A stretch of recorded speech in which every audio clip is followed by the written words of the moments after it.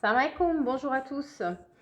La loi de l'attraction. Alors ça, j'en ai entendu parler depuis quelques années, j'en entends parler et j'avais regardé, en fait, il y avait un documentaire qui passait sur la loi de l'attraction qu'on va trouver sur YouTube, etc.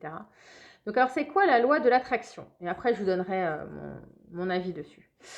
La loi de l'attraction, en fait, donc selon ce documentaire, ça explique que quand tu désires quelque chose, il suffit d'envoyer le message dans l'univers et que l'univers va te l'amener. Donc, il y a des gens qui vont projeter, qui vont utiliser certains outils de projection, type ils vont faire des tableaux de visualisation, ils vont s'entraîner en fait à faire comme s'ils avaient déjà obtenu leur demande.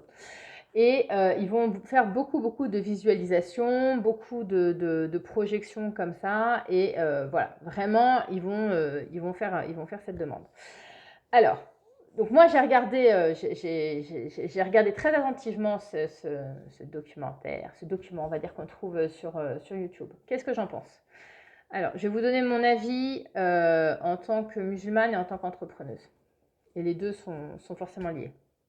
Alors, fondamentalement, mon avis en tant que musulmane, c'est que nous, on n'envoie pas des messages dans l'univers. On fait des demandes à Dieu de certaines choses. Et je pense que pour tous les musulmans qui entreprennent, une des premières choses à faire, c'est de demander son aide.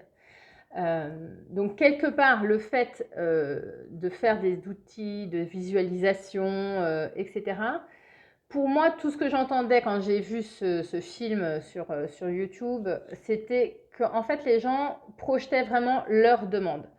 Et pour moi, en tant que musulmane, ça s'apparente aux invocations, aux dua, c'est-à-dire que ce sont les demandes qu'on fait. Des fois, elles ne sont pas forcément mises dans certains mots, parfois elles vont être mises dans certains mots, mais parfois non, parfois ça va être une visualisation, ça va être un sentiment, ça va être on aimerait bien quelque chose, mais c'est pas forcément hyper détaillé avec des mots, etc. Donc moi, en tant que musulmane, la loi de l'attraction, j'y crois, mais pas en tant que loi de l'attraction. Je crois au fait que Dieu exauce nos duas. Et je crois qu'en effet, par contre, en tant qu'entrepreneuse musulmane, c'est très important de savoir demander. De savoir demander. Et pour demander, il faut savoir ce qu'on veut. Et c'est là où je rejoins en fait les principes de visualisation et de certains outils qui peuvent être utilisés dans tous ces trucs de développement personnel. Parce que je pense que des fois, dedans, bon, il y a des...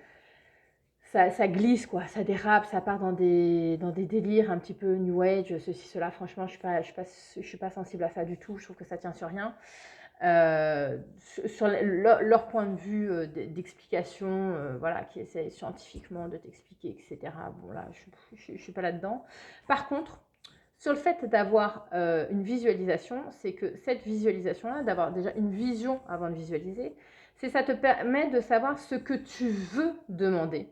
Ça te permet d'avoir un objectif qui est précis et on sait très bien que l'être humain, pour être motivé à finir quelque chose, à entamer quelque chose et à finir cette chose-là, eh bien, un des ingrédients qui est très important, c'est de savoir qu'est-ce qu'il va obtenir au bout.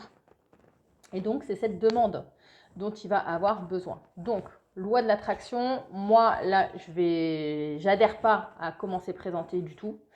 Par contre, sur le fait que, en tant qu'entrepreneur musulman, on demande à avoir des choses, on sait ce qu'on veut, on demande à avoir des choses, on ose les demander et on ose insister dans nos demandes, ça, je trouve que c'est une démarche qui va être intéressante et pour ça, vous n'avez pas besoin d'avoir recours à ces principes philosophico-spirituels, néo-sectaires, je trouve, sur plusieurs aspects.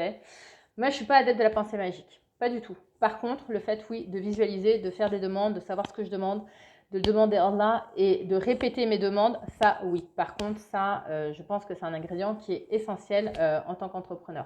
Après, il y a des entrepreneurs qui ne sont pas musulmans, eh bien, le fait de visualiser, etc., ils vont aussi utiliser les visualization boards, vous avez des applications, etc. Même vous pouvez aussi les utiliser, hein. Mais voilà, c'est pour vous aider plutôt à déterminer ce que vous voulez et à le demander en conscience et à œuvrer aussi pour aller dans ce sens-là en conscience. Je vous souhaite à tous une excellente journée.